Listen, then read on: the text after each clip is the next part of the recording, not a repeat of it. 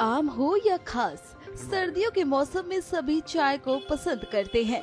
पर सिर्फ चाय पीकर जिंदा रहने की बात हो तो ये सुनने में थोड़ा अटपटा लगता है। इनसे मिलिए, ये हैं चाय वाले बाबा। इनका ये नाम इसलिए पड़ा क्योंकि ये सिर्फ चाय के सहारे ही जीवित हैं। ना वो कुछ और खाते हैं ना पीते हैं, बस चाय का ही सेवन करते हैं। बच्चों को पढ़ाते हैं। बता दें कि चाय वाले बाबा का असली नाम दिनेश स्वरूप ब्रह्मचारी है। वो प्रतापगढ़ के चिलबिला स्थित शिव शक्ति बजरंग धाम से आए हैं। बाबा ने 41 साल पहले मौन व्रत धारण किया और अन्न जल का त्याग कर दिया। वो दिन भर में केवल 10 कप चाय पीकर जीवित रहते हैं।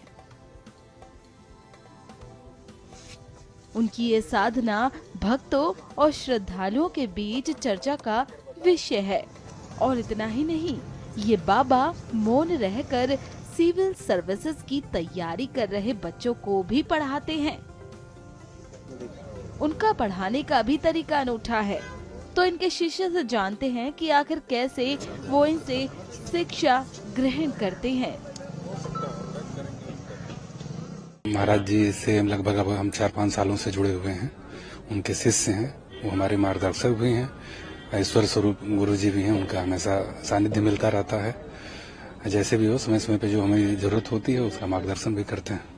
एक बड़ा अहम सवाल है कि महाराज जी जो है वो बीते 40 वर्षों से उन्होंने ना तो भोजन किया है ना ही कोई शब्द बोला है जी। क्या वजह है इसके पीछे? क्योंकि आप 4-5 वर्षों जुड़े, सारी बात जानते हैं, क्या है? गुरु जी हर जो भी हैं सबका एक अपना वो होता है कि किसी न किसी चीज के लिए जो है लोग मौन धारण करते हैं। जहाँ तक गुरु जी के बारे में है तो समाज सेवा और समाज कल्याण ये उनका उद्देश्य था। और आध्यात्मिक चीजों को लेके जो है, संस्कृति को लेके उनका एक अपना विषय है। गुरु जी अपना किए हुए हैं, उसी से अपना मौन धारण किए हुए हैं। तो 40 वर्षों से बिना कुछ जी 40 वर्षों से प्लस जो है कि अब हमको जहाँ तक हम जानते हैं गुरु जी के बारे में जो समझ में बताया गया है कि गुरु जी मौन तोड़ेंगे नहीं अपना, कभी आजीवन नहीं। हाँ, क्योंकि समाज कल्याण उद्देश्य है और समाज कल्याण तो समाज सेवा हमेशा चलती रहेगी, इसलिए गुरु जी का मौन हमेशा रहेगा। 40 वर्षों के मौन के साथ साथ 40 वर्षों से बिना अन्न लिए जी हमेशा गुरु जी बस केवल चाय पीते हैं। 3 टाइम 4 टाइम की जो भी उनकी अपना होता है, बस सिर्फ चाय पे ही रहते हैं और वही उनका सेवन है और वही उनके जीने का आधार भी है। शरीर में भी काफी कमजोरियां नहीं, जहाँ तक एक ईश्वरी शक्ति होती है उसके लिए तो हमको नहीं लगता है कि उनका आहार। और रही बात की उतने दूध के चाय से अगर आप ऐसे देखेंगे नॉर्मल एक आदमी को तो हम लोग तो नहीं रह पाएंगे, लेकिन जब तक ईश्वरी शक्ति नहीं होगी तब तक तो संभव नहीं है। तो जहाँ तक हमें जानते हैं कि कोई प्रभु की कृपा है, बाकी बालाजी का पंडाल लगा है, गुरु जी ऐसे ही चलता बालाजी के भक्त हैं। जी बालाजी के, मेहदीपुर वाले बालाजी के भक्त हैं। एक और बड़ा सवाल है, आप जैसे सैकड़ों हजारों स्टूडेंट्स महाराज जी से जुड़े हैं, क्या वजह है जो स्टूडेंट्स महाराज जी से जुड़े हैं? महाराज जी से जुड़ने का पीछे रीजन ये है कि हमारी हर एक स्टूडेंट चाहे हर एक व्यक्ति का अपना एक आदर्श होता है जीवन जीने का। जैसे हमेशा हमको लगता है कि आध्यात्मिक शक्ति है, हम आध्यात्मिक तरफ जुड़ते हैं तो हमें गुरु जी की तरफ जाने का वो हुआ। अगर हमें हो सकता है कि भौतिकता की तरफ अगर हमें जाना हो, भाषा के लिए माध्यम की जरूरत पड़ती है और माध्यम लिखित भी हो सकता है, मौखिक भी हो सकता है और एक बोलते हैं जिसको गैर शाब्दिक भी हो सकता है।